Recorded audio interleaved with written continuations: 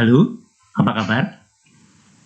Saat kali ini saya ingin menyampaikan cara merancang bangunan berlantai banyak yang kronologis melalui vertikal block diagram. Nah, sebelumnya kita harus tahu dulu proses desain.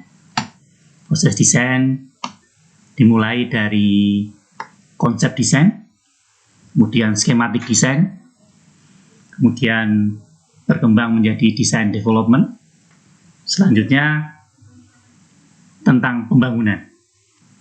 Dalam pendidikan arsitektur S1, seringkali tugas-tugas perancangan arsitektur yang umumnya nama mata kuliahnya studio perancangan arsitektur, seringkali diawali dengan yang namanya konsep desain dan berakhir di skematik desain.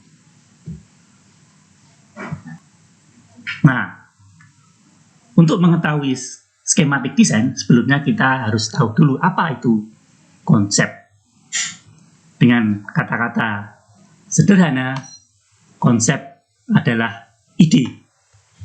Sesuatu yang terbentuk dalam pikiran, sebuah pemikiran atau gagasan, representasi dari pikiran kita, solusi, kekuatan pendorong proyek apapun, identitas untuk pekerjaan itu. Itulah yang disebut dari konsep.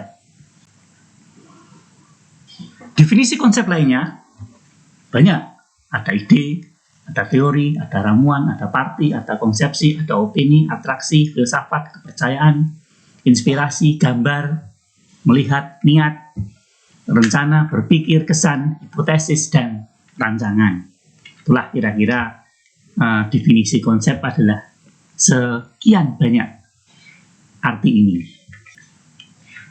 Lalu bagaimana saya atau kita bisa mengekspresikan suatu konsep dalam pendidikan arsitektur? Ada 3 cara. 1, cara diagram. 2, cara parti. Dan 3, cara morfologi.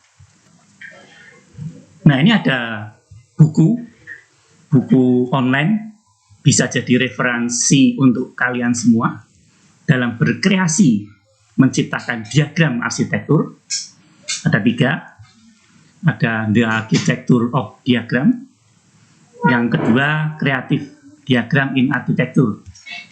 Ini ada linknya, nanti bisa diklik dan bisa dipelajari sendiri. Nah, dalam akademik atau ilmiah, terciptanya suatu skematik desain arsitektur itu sebaiknya yang kronologis, yang runut. Ada ceritanya, ada prosesnya. Tidak tiba-tiba muncul bentuk seperti ini, bentuk seperti itu. Tapi bagaimana bentuk itu terwujud? Nah, itulah yang dalam akademik itu dituntut seperti itu. Ada sesuatu proses yang kronologis, sehingga tidak tercipta suatu plagiasi desain. Jadi ada prosesnya. Itu adalah benar-benar ide dari mahasiswa. Ini ada beberapa contoh ide-ide yang kronologis. Yang pertama dari 3 kotak ya, kemudian diputar dan sebagainya sehingga tercipta suatu bentuk yang paling akhir yang diciptakan.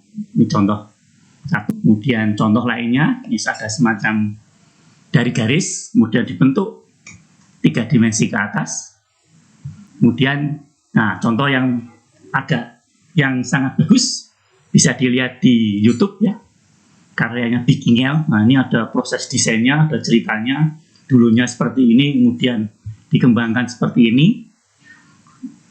Adik-adik mahasiswa bisa melihat di link 2 link itu, Anda bisa pelajari sendiri.